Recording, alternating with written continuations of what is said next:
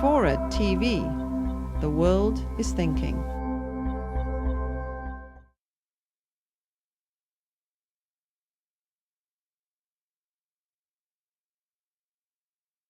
I'm Mark Taylor. I'm the Head of Humanities. I'm also an Achievement Coordinator, which means Head of Year, at Addy and Stanhope Comprehensive School in South London. With me speaking today on the panel are Geoff Petty. Geoff is a prolific author of texts such as Evidence-Based Teaching. He used to be a physics teacher and has also worked as a teacher trainer and written other books such as How to Be Better at Creativity. But I would recommend his website, geoffpetty.com, if you want to see what's possible with the internet, because it's way ahead of anything I'm at. Extremely useful resource. Secondly, Kathryn Ecclestone. She was originally started as a life and social skills supervisor on youth employment programs in the late 70s, then became a teacher trainer, and then moved on to research, particularly on the document I'll show you here, which is the Teaching and Learning Research Program's Principles into Practice, which contains some principles of evidence-based research. More famously, I suppose, at the moment, she's responsible with Dennis Hayes for this book, The Dangerous Rise of Therapeutic Education, which does contain a section which discusses the role of evidence in the findings of that book. And finally, I've got Tony Neal here. Tony Neal, who I need to thank first of all as the General Teaching Council, because they're sponsoring the session. Thank you for supporting us again. Tony's the Research Director, I think, on the Policy and Research Committee of the GTC. He's written a number of books, including Managing Value Added, which manages to be remarkably humorous about a dry subject. Includes notes to Australian cricket and SOTBOs, which Tony means statements of the bleeding obvious. So feel free to pick him up or allow him to pick you up if you make any of those. And he's apart from that, he's got a lot of experience in teaching, 38 years, including 25 years in head and deputy head roles. And he was national president of the Secondary Heads Association as well in 2001-2002. Before we start, make sure everybody's got their mobiles switched off, please, not just on silent, as it can interfere with the sound in the room. And we will now begin. Evidence-based education. The session is in conversation, so obviously I'm going to introduce the session through some questions and then hope as soon as possible to bring you in, but I'll probably go around a couple of times to the three speakers. One thing that struck me in the 2 days I've been here is that a lot of sessions, it might just be because I've been looking for it, they seem to come down on this question of evidence. So I'm really happy that we're discussing it, but the question is teaching, by making it a specific issue, evidence-based education, is teaching ahead of the game or is it behind the game? I mean, is it what everybody else is doing already and teaching's only just switched on, or have we cracked something that other areas of social life haven't got? But in thinking about it, this question of evidence, I came back to a text which you may know, which begins, has very early on this statement. Now, what I want is facts. Teach these boys and girls nothing but facts. Facts alone are wanted in life. Plant nothing else and root out everything else. You can only form the minds of reasoning animals upon facts. Nothing else will ever be of any service to them. This is the principle on which I bring up my own children, and this is the principle on which I bring up these children. Stick to facts, sir! Exclamation mark. Anybody know who that is? It's Gradgrind, Charles Dickens, 1854. So are we going back to that? I don't know. Or is there something distinctive about evidence-based education, and have I completely misinterpreted the status of a fact? On the other hand, I think common parlance suggests something along the lines of you don't grow a pig by weighing it. I think that's some kind of common understanding of the fact about how education possibly should work. Whether it's the common view now is one of the things that we're going to try and explore. Okay, so I'm going to, as we've got Geoff here with this specific title on his book, the question I'm going to start with is what to you is evidence-based education? How important is it? What's the status of evidence within that? And I'll take all of you on that. Okay. Yeah. Well, what is it, first of all? It's I mean, there's lots of different sorts of evidence, but the hardest and most interesting to me, I'm a teacher, I'm not a researcher, so I'm interested in what, how to be effective as a teacher, and the most powerful evidence for me is randomized control group trials, where you have, let's imagine I'm a teacher and you're students, so I teach. One group's a control group, I teach you my normal way. You're an experimental group, I teach you in exactly the same way, apart from one difference. Maybe I'll get you to mark your own work, whereas I've marked yours myself. And then we see whether you've learned better than you lot in a little test a week or two down the line. And if the two groups are near identical, I teach you in an identical way, I have the same amount of time and everything, and the only difference is that you're self-assessing and you're not, then if you do better than you lot, that suggests that it's the self-assessment that improved your results. Now, there are 300,000, I'm found to my absolute astonishment, 300,000 experiments of that form where you've tried to measure the effectiveness of some variable that might affect a student's achievement. Many of the things that might affect achievement have been tried very, very, very many times, tens of thousands of times, thousands of times. So if something works 1,000 times, and on average, it raises students' performance by 2 grades at GCSE, say, if you imagine marking in a sort of a GCSE type way, in the trials, we've got situations where the control group of, somebody in the control group gets a C. Had they been put in the experimental group, they would have got an A. I mean, that sort of degree of improvement is rare, but it's there, and there's a number of teaching strategies that do that. Then my suggestion is that teachers need to know about those strategies that have got those very high effectiveness, and have been repeatedly found to be highly effective, and then they need to find which ones suit them, and then go to the most hard evidence, which is what works in their classrooms. I mean, never mind if it works in 1,000 other ones, does it work in theirs? They need to try these methods out, choose the ones that suit their style, choose the ones that suit their students, their subject, and their whatever, and move forward in that direction. One last thing, to everybody's astonishment, certainly mine, they found the teaching methods that produce the biggest improvement in students' achievement, they're context-free. They'll work in self-assessment, for example, will work in a primary school classroom for maths or English. It'll work in a secondary school. It'll work in higher education. It'll work with people who are doing PhDs. It works. And the fascinating thing about the whole idea of averaging effect sizes, the whole process ensures that we find the methods that work in most contexts. And so that's useful evidence to begin a teacher's experimentation on how to improve. Thank you very much. I'll go to Tony now. Thank you all for coming. You must have heard something. It's what does it mean? I was surprised when reading the bits and pieces for this to discover that evidence-based education has already acquired the status of a 3-letter acronym.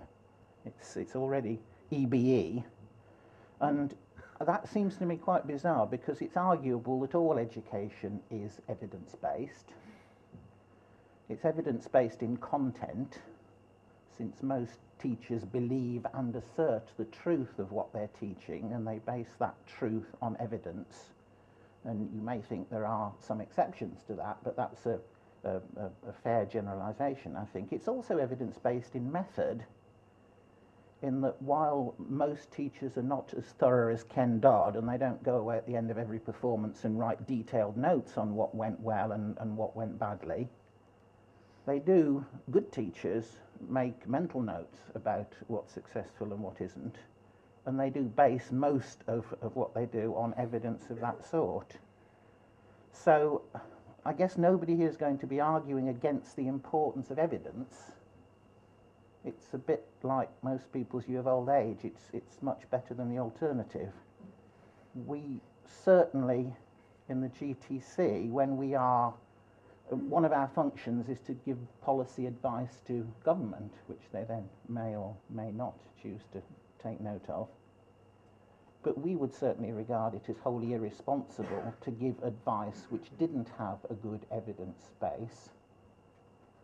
So I really want to unpick the title here, evidence-based education. When we're talking about evidence, are we actually, as Geoff suggested, talking purely about research? Because there are lots of other forms of evidence. And if we're talking about research, are we talking purely about well-controlled field experiments? Because there are lots of other forms of research. So do we mean evidence or do we mean research? When we say based, do we actually mean that we're going to base all our activities on that sort of evidence, and particularly if it's research evidence, is that sufficient for us to base education on it? Or do we actually mean informed? Do we mean research-informed education? And third question, when we say education, do we mean policy or practice?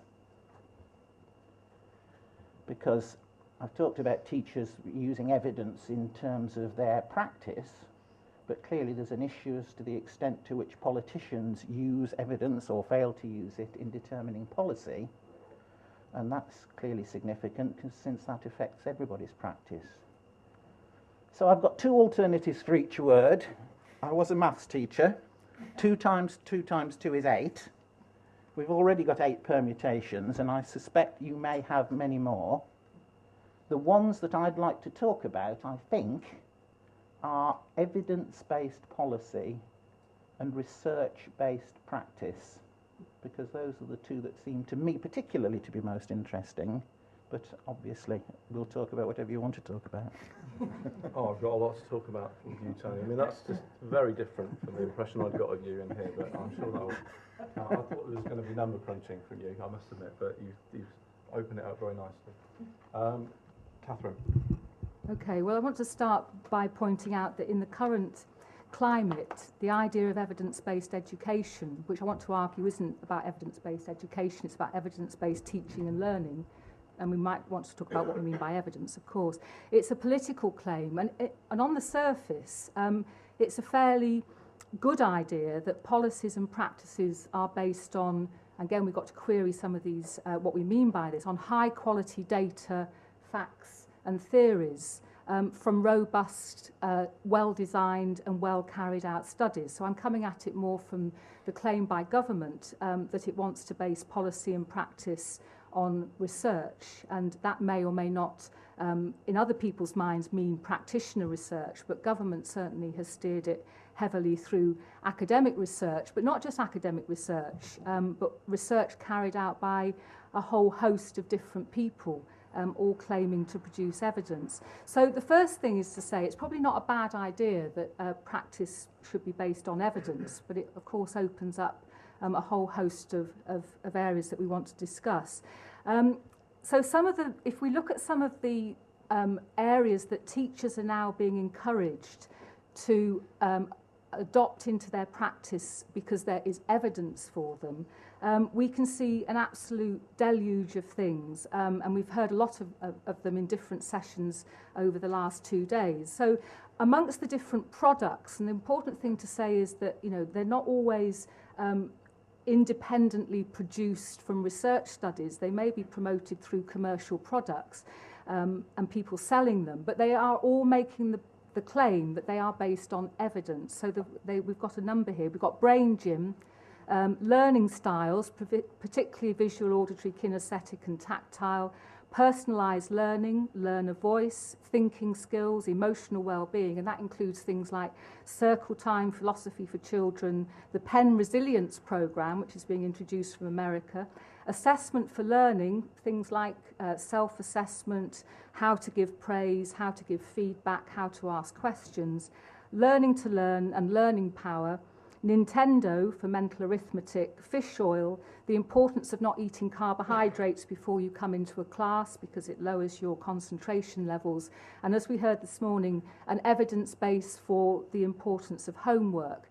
Now, the important thing to say here is that they're not just some sort of fatuous list, but all of those interventions and products, and they vary in quite what they are based on the current political fashion to be evidence-based. And then that opens up a whole host of questions about what is the data, or what are the data, where does it come from, how well designed are the studies.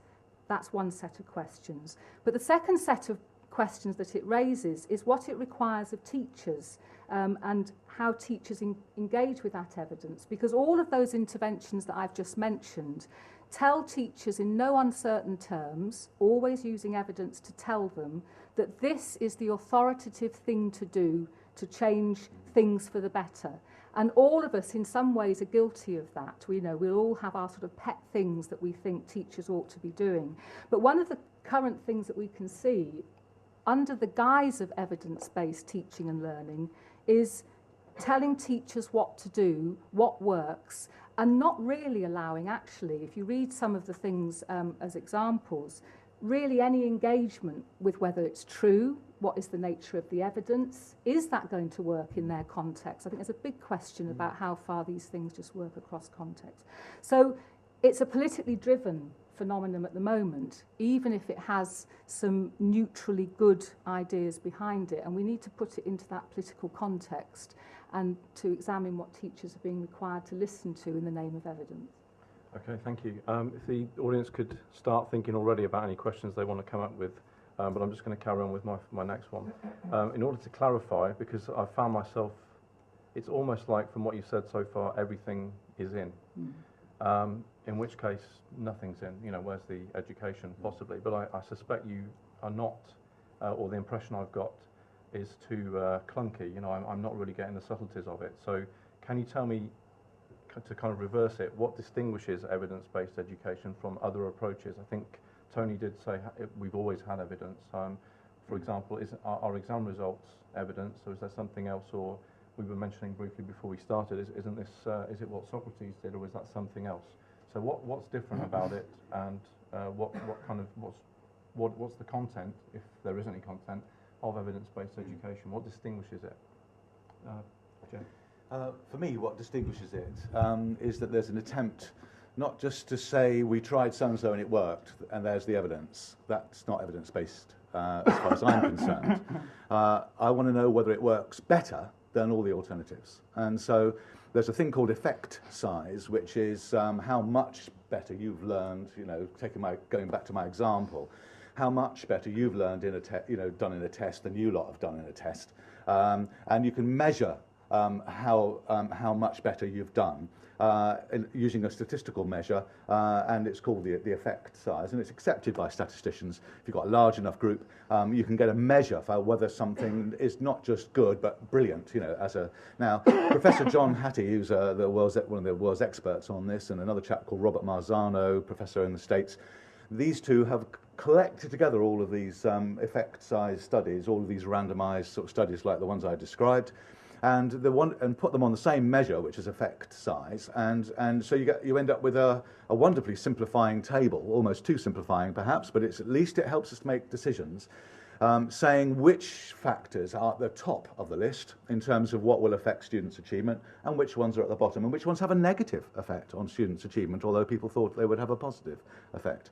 Now, if you get a measure for how effective a strategy is, you then have a whole list of strategies with very high effectiveness, as I say, in the order of 2 grades at GCSE or A-level in the trials. No, not necessarily repeatable in a real classroom, but that's the sort of measure of effectiveness in the trials.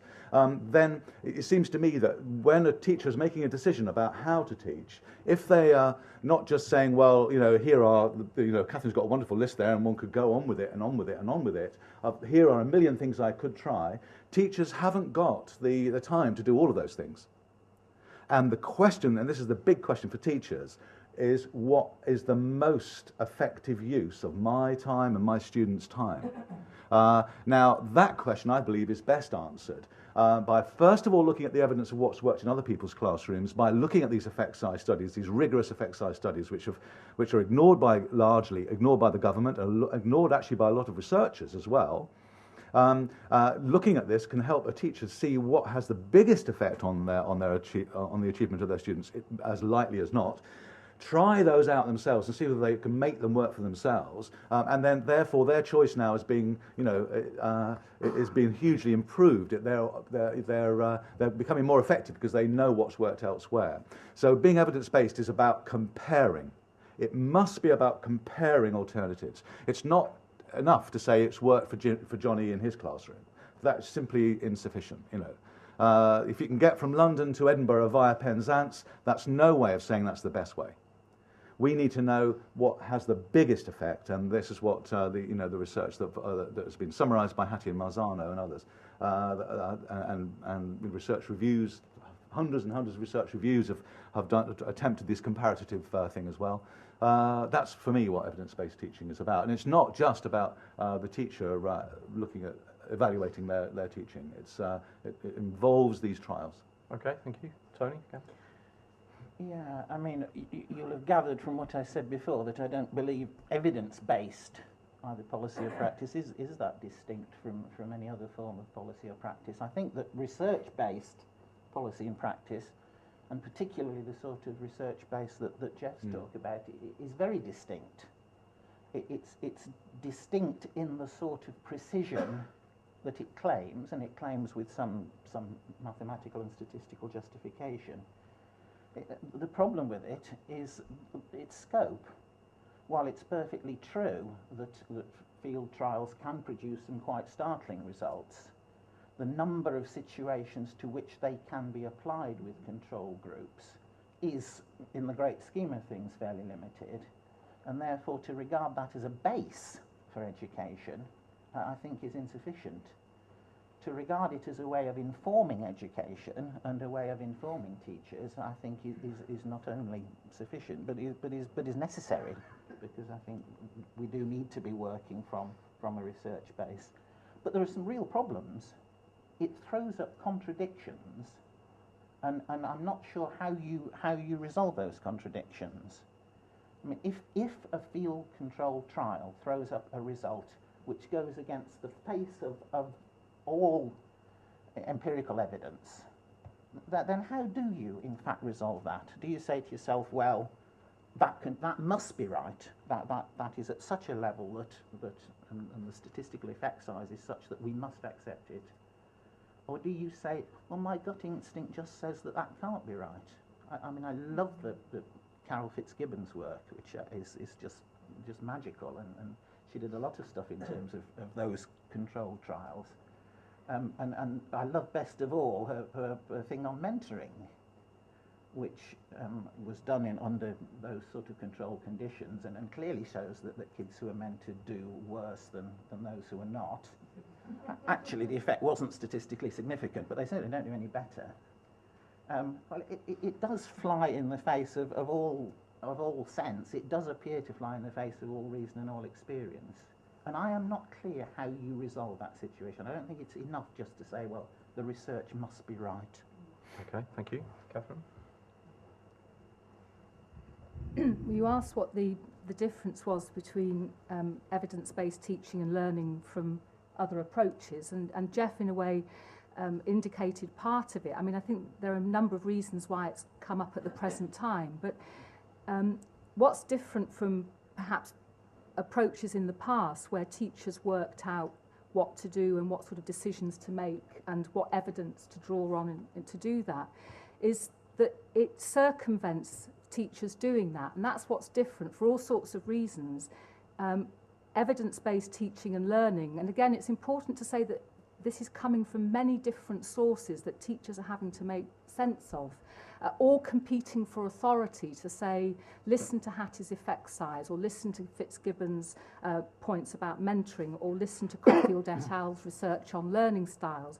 And it's all trying to circumvent the idea that teachers and teacher educators have got to try and work out what to do in their own context and in their own subject context, because the other thing that characterises evidence-based teaching and learning, may be different from the past, I'm not sure, is that much of the evidence, so-called evidence that's coming out, is subject-free. It doesn't actually say this will work in history. It claims to say this will work for generic processes. So that's the first thing that's different. It takes teachers, although Geoff might claim otherwise, because teachers obviously do engage with the guidance and the advice that they're given, but it's still telling teachers what evidence they ought to be listening to.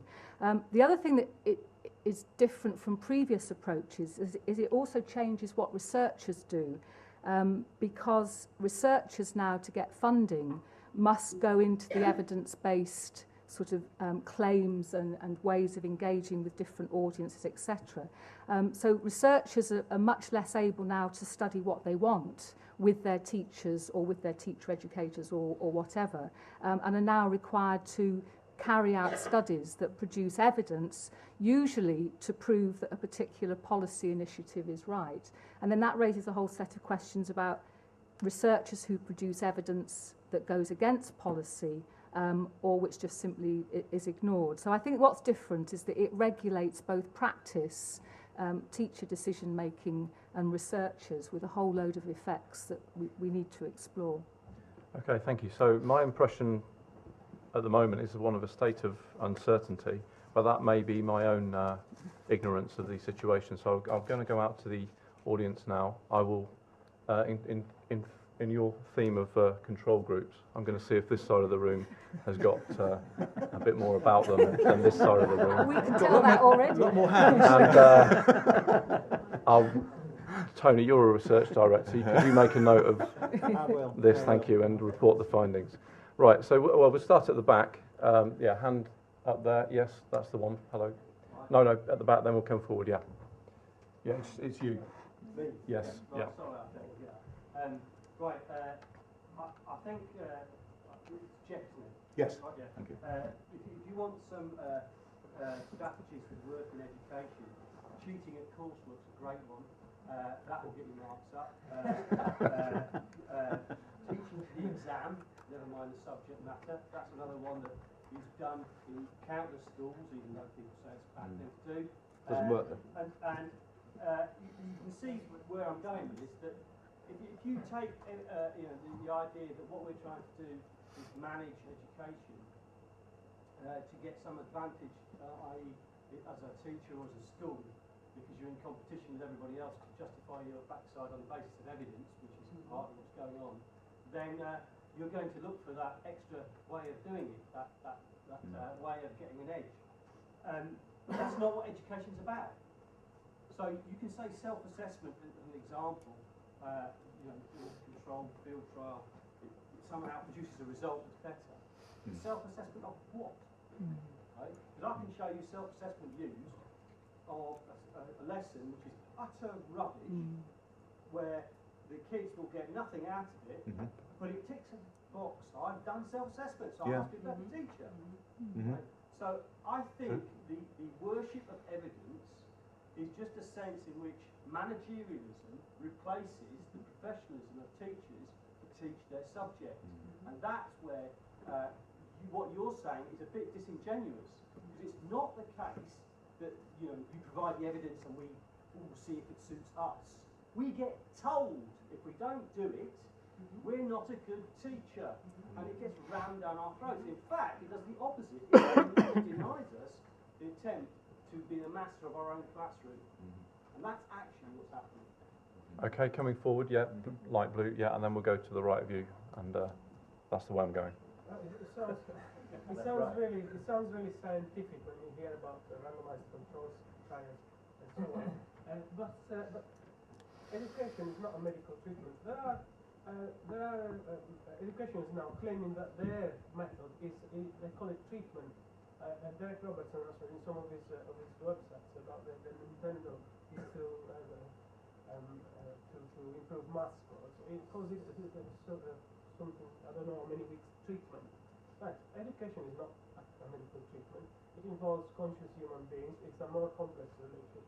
When you measure, you can try to measure outcomes in education, but the more precisely you measure knowledge, the less quality your assessment have. Assessment can only be a human judgment by an expert, which is the teacher who understands about maths, about English, about the evidence, which is the work that the child has produced. And it's a complex human judgment. It's not precise, it's subjective, but it's obviously usually quite, but that's what we need. We don't need a kind of precise measurement. Children are not a raw material that needs to be turned into the finished product in a kind of most effective way. knowledge, human knowledge is not, it doesn't work like that. It's not value. Okay, and yeah, on the right. And it says, when we're talking to Professor Simon Wesley about this, and he said evidence-based education, well, how could you possibly be in favour of the opposite? Like education not based on evidence. My answer to that is I sort of want to say yes, I am in favour of it not based on evidence. And for lots of reasons, A, because David already said it's about education, not about learning or something vague. Right? And that's the move that's been made several times in these discussions. But it struck me as people were talking that what's missing is all these studies. You used to get philosophy, psychology, history of education. Right? And I always say, read Plato, right? Read the Protagonist, read the discussion of what education is there, and the Republic. Or look at psychology. We don't do that anymore. So there's nothing left.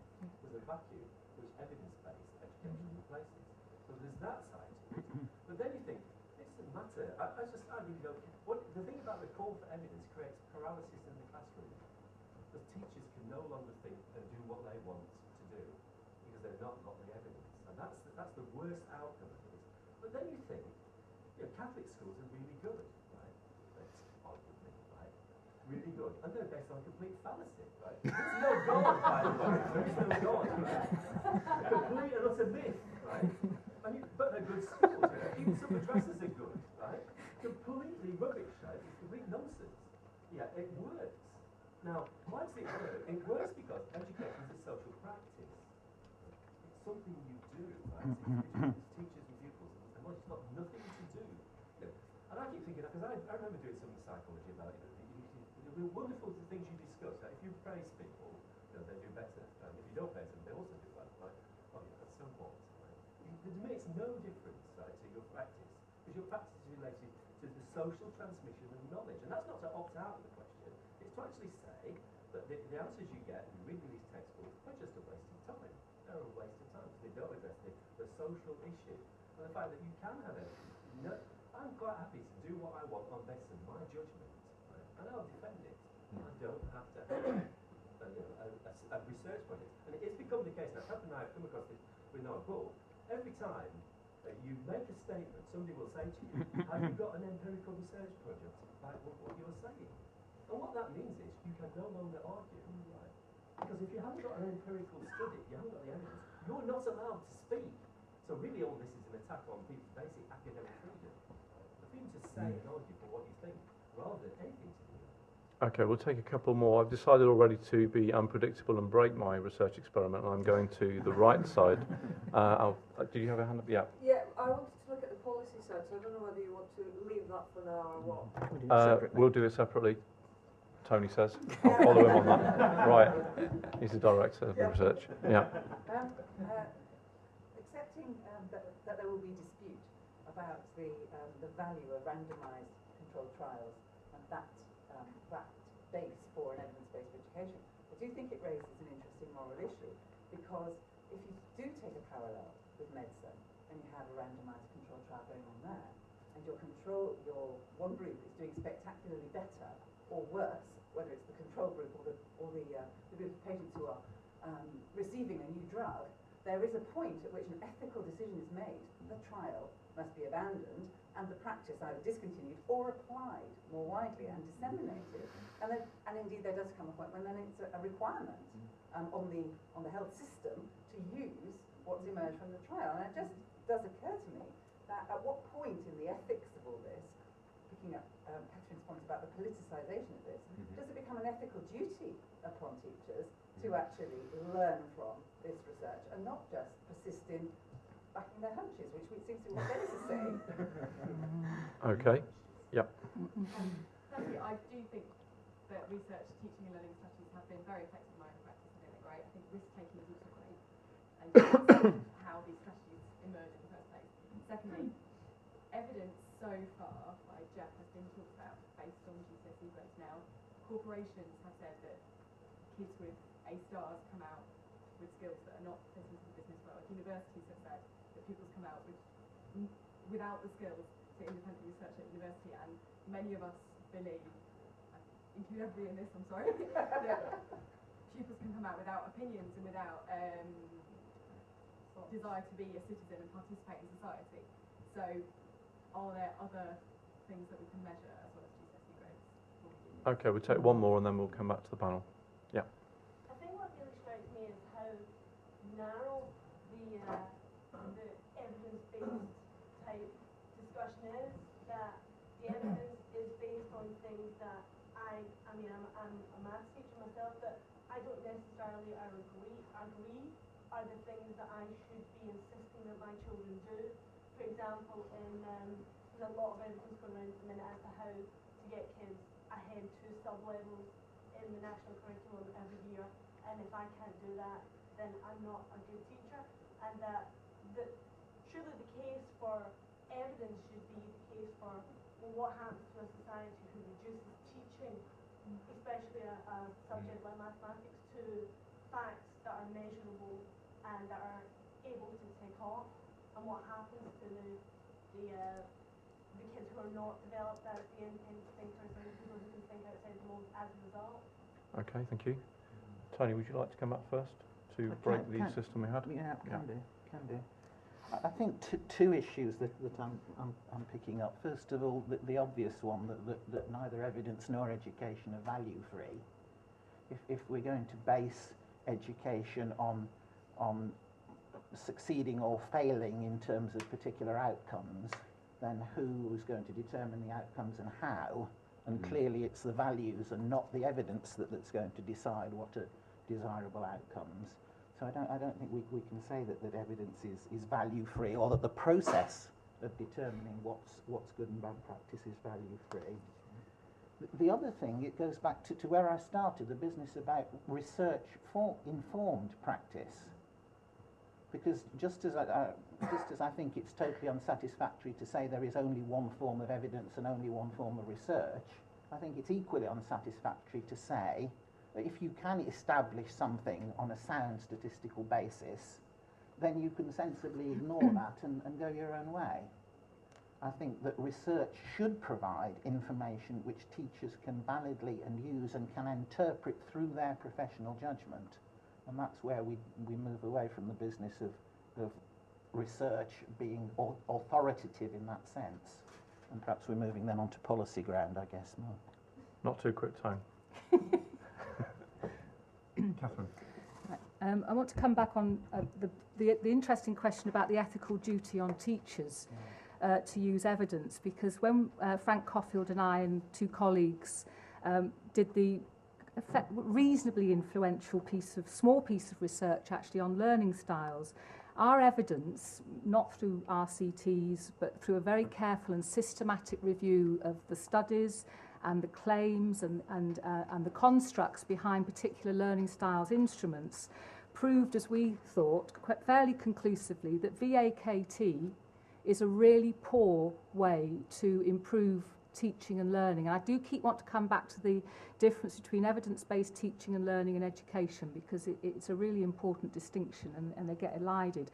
But anyway, so we wanted to show that was a really pointless area of pedagogy to go. And time after time when we spoke to teachers, they said, well, you can tell us all you like that it's useless, but it works in my classroom, so there's no way I'm going to listen to your research. So I think there's some interesting questions about the role of teachers in being able to engage with research that then presents itself as evidence, because research is not necessarily evidence. Again, those two things are different. So I think there's some interesting questions about teachers' role in engaging with research and with evidence. That comes back in part to, I think, Dave Perks's point, is that the current politicisation of evidence-based teaching and learning does claim, or implicitly, to just take away teachers' ability to judge the complexity of their own situations and their own subjects. So it does claim to kind of bypass all those difficult judgments that Dennis says that he wants his teaching to be based on. But I think the point there as well is that sometimes we could be too demonising of research and evidence, because sometimes it's really useful and illuminating. I mean, sometimes a really good research study can explain practice in ways that we couldn't have explained it if we hadn't done the research, and show its impact if we know what impact we're looking for. So I don't always think that carrying out empirical work is a bad thing, but how you turn that into evidence And what the evidence is going to be used for is a far more complicated process than is being suggested in the current climate. Thank you. Yeah, I certainly don't want to justify the government's attitude towards evidence-based. I mean, they're not evidence-based at all. I mean, we'll come on to this, but I mean, they're just completely out of, just not evidence-based at all. But I'd like to address the issues that have been raised about professionalism, about being a master of my own classroom, and so on. I don't think that research will ever be able to tell a teacher how to teach a particular class, a particular topic, on a particular day. All it can do is suggest things that have worked in other people's classrooms, and that doesn't mean it will necessarily work in theirs. So I think teachers have got a right, have got a duty, and they're always interested, in my view, and I've been to about 200 colleges and run training days on this, and they're fascinated to learn what does work in other people's classrooms, what have produced these 2 grade leaps, and sometimes they say, yeah, that's great, but I'm not doing that. But remember, there are very many teaching strategies that will have this very high effect size. And so it's up to them to choose the ones that suit them for a particular topic and so on, and to abandon some that they don't like. Let's go back to the professionalism. And so I think the onus must always be on the last evidence, which is what works in my classroom. And the only person who can answer that question is the teacher. And that's a professional judgment, and including an ethical judgment as well, I think. But, it's a professional judgment, which I don't think you can ever get rid of, because in the end, teachers close doors and they teach, and nobody's got control over them. I mean, even if you wanted control over them, it's like herding cats. You've got no hope, absolutely no hope.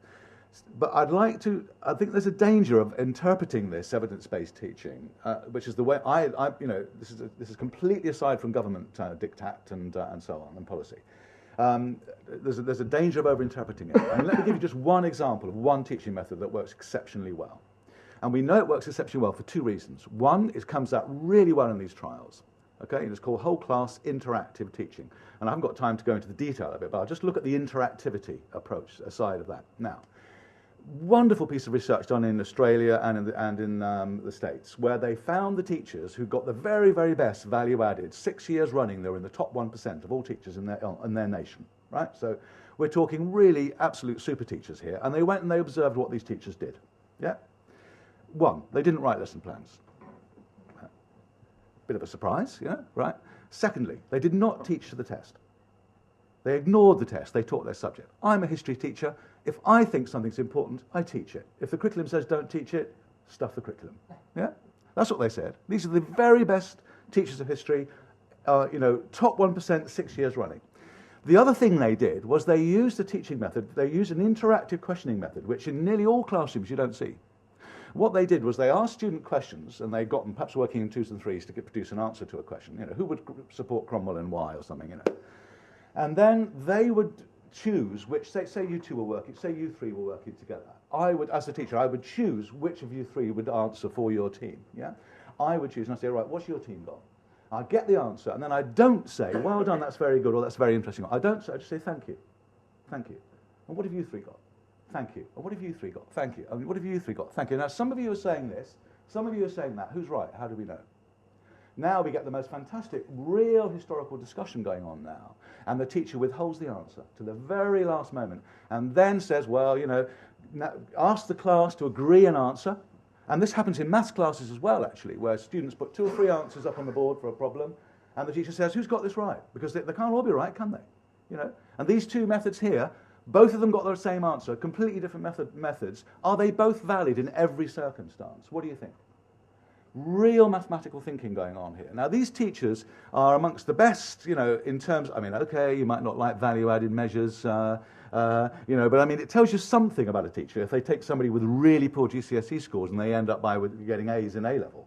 In 2 years, they transform that student into somebody who's passionate about mathematics or history and wants to go on to university and study it and gets really good results in it. Now, that's what I call evidence-based teaching. And the reason it's evidence-based is because we know from trials, rigorous trials, where that form of interactive questioning, not saying yes, well done, or no, that's not right, but saying thank you, that sort of rigorous sort of trials, that's been found to, on average, improve students' performance by about 2-ish grades. It's not just GCSE. This works at every level, and I'm only using the grades as a sort of a measure for how effective the strategy was, just to sort of just a rough sort of idea that we'd all understand to explain what we mean by effectiveness. And we know from the fact that really excellent teachers do this. But the interesting thing is that these excellent teachers turn out to be highly professional. And they don't take the curriculum too seriously. They don't teach to the test. They don't even write lesson plans because they want to have a professional control over the discussion and thought processes that go on in their students. And all the other teaching methods that work out to be really good are discursive like that. You know, they're very, very deep. They're very, very interesting teaching strategies that really get students to think and get teachers to think too, as well as being effective. They're not teaching to the test sort of rote type stuff at all. That doesn't work. It just doesn't work. Okay, thank you. I'm still confused. I'm going to come straight out. I've just got my own thought processes. I'm trying to wonder if evidence-based education is just something that should guide me, or is it something that's become a philosophy, which would be, I presume, would be dangerous because it would be an attempt to restrict what I do. Or you know, rather than just to see it as a set of facts as something which I hypothesize about on my autonomy and do that. And I'm confused about why, in that case, you yourself, Geoff, have come up with principles of evidence, but then so are the teaching and learning research programs. And they're slightly different, but they're very similar actually. Look, if you look at them carefully, there's a lot of overlap. Yeah, but and then what would you say? I mean, I brought this in. This is Cyril Burt's The Backward Child, 1937. You know, it's got pictures in of a backward child who. Well, this is drawing by a backward girl. Okay, so it looks a bit like a potato with something on it, and then there's this is a educationally retarded boy. What would stop somebody as a teacher from reinventing that or doing it all again and saying this is the evidence I've got? I mean, how do we come back to education rather than kind of, well, I suppose it ends up in a form of labelling, but if you think I'm getting it wrong, or if the audience thinks I'm getting it wrong, I mean, in saying that, then obviously come in, because what's troubling me is that we've got a mix here of autonomy to let people go and do what they want, principles on the other hand, and this sort of vague notion of science or evidence that it supposedly grounds what people do, but it appears to be a kind of free-for-all, but at the same time, not that. I mean, I'm troubled. So, okay, I'll go out. Right, I'll start over here. Okay, yeah, I've got lots of things to say really, but okay. Over a period of time, I've worked in teacher education for the last 15 years. And over that period of time, I am increasingly, well, I've become increasingly worried, and it's sort of then reached a plateau really of concern about the sort of conformist sort of teachers that we actually are producing. There's that sort of homogenised. Now, the way and this seems to me that what you're talking about, Geoff, actually encourages a really formulaic, mechanical approach to teaching. I'm sorry, perhaps I'm getting it wrong. And it seems to me that your example about you know, those best teachers, yes, they are the best teachers, they're the confident teachers, all right, but they're not the majority of teachers. No, so I think actually what this sort of evidence-based thing that becomes, I think, you know, is in danger of being almost an orthodoxy about the way you go about doing things, because that's where it attracts them to school, actually is then undermining of those teachers who are not that best top 1%, you know, and it undermines the confidence of everybody else. And I think the example I just want to use is assessment for learning.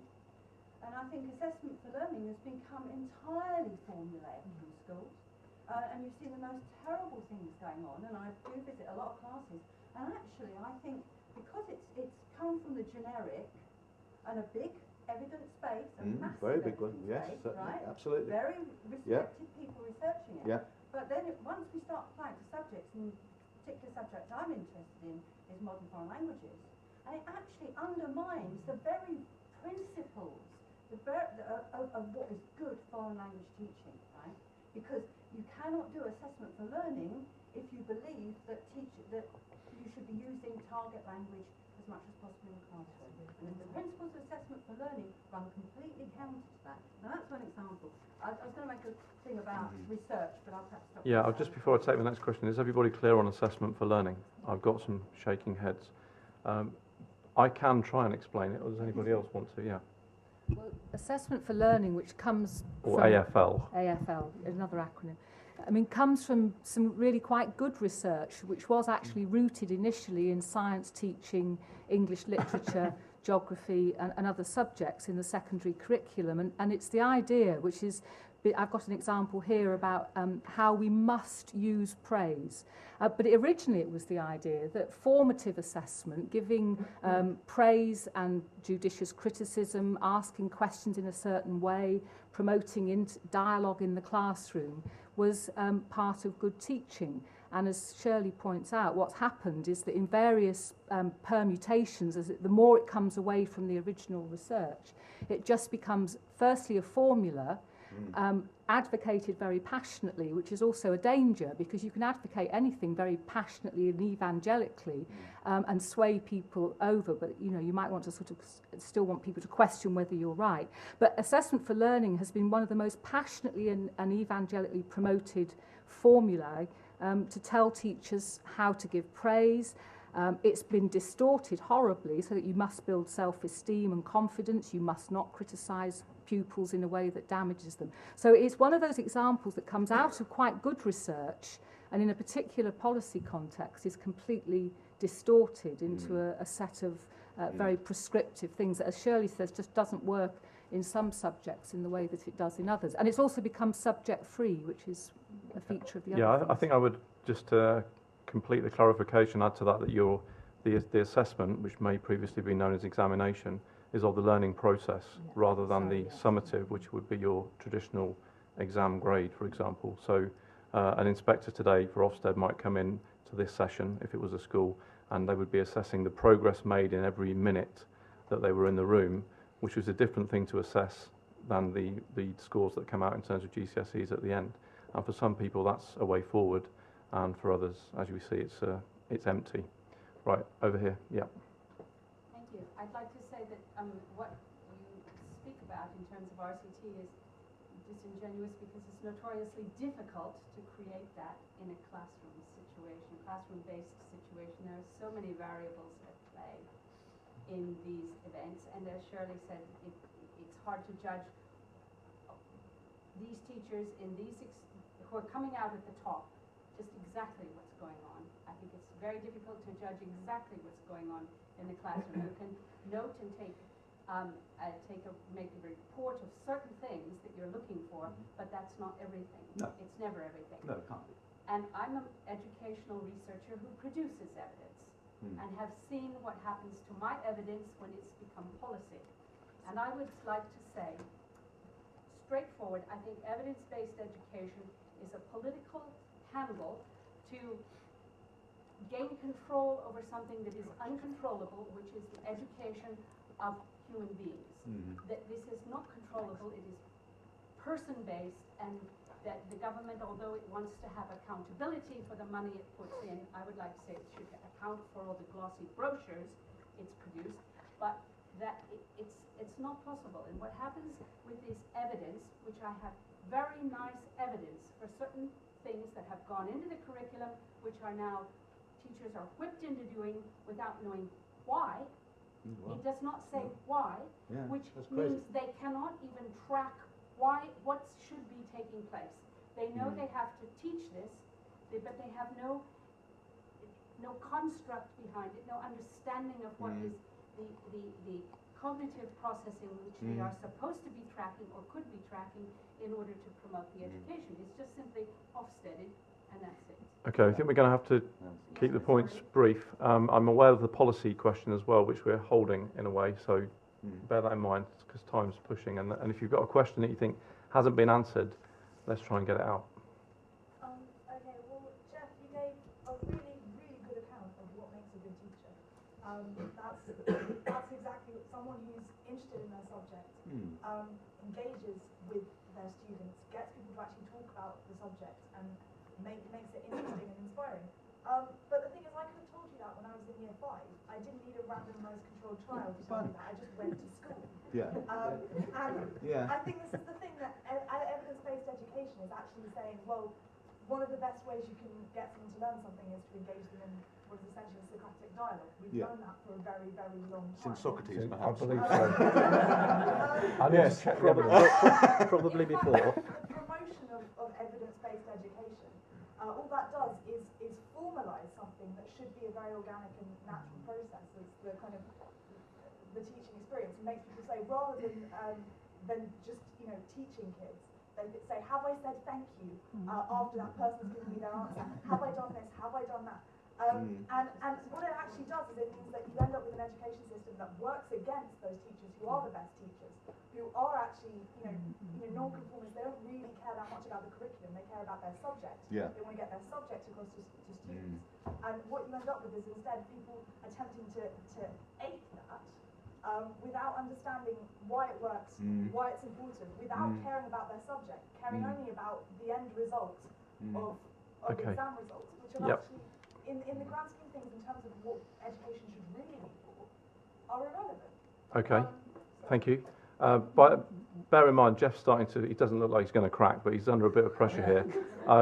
There could be someone in the audience who wants to say that it's evidence-based education is brilliant, and we need those people to speak up. And You're not just being inclusive. I am. The evidence suggests that being inclusive will get me further than kicking them out. Yeah.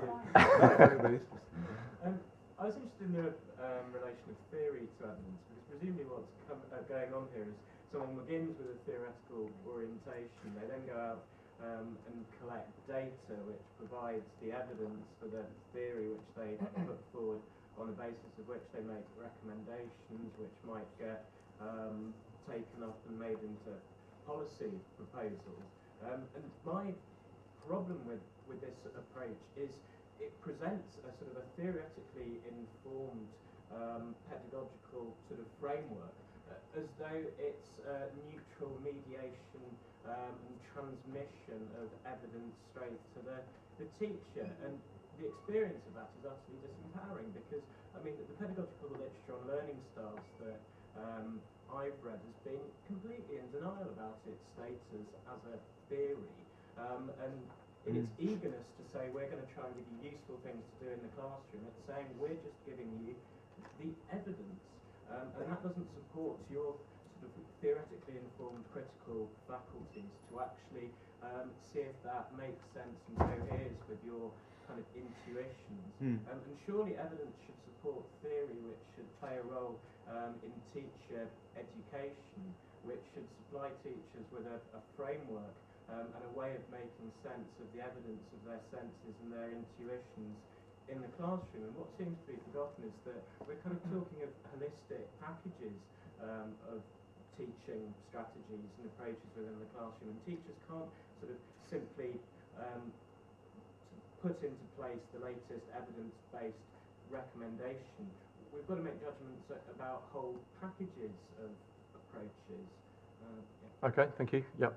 Rather like you, I'm a bit confused. I mean, I teach, but at a university that's quite insulated from all these fads, so I feel like I'm wading into a minefield that I don't really know what's the terms of the debate, so you'll have to excuse me if these questions are pointless or misguided. But I think part of what's confusing here is what is being attacked and what is being defended. And it seems like what I'm hearing from the teachers is that what they really want to defend is their own autonomy to teach as they wish in their own classroom.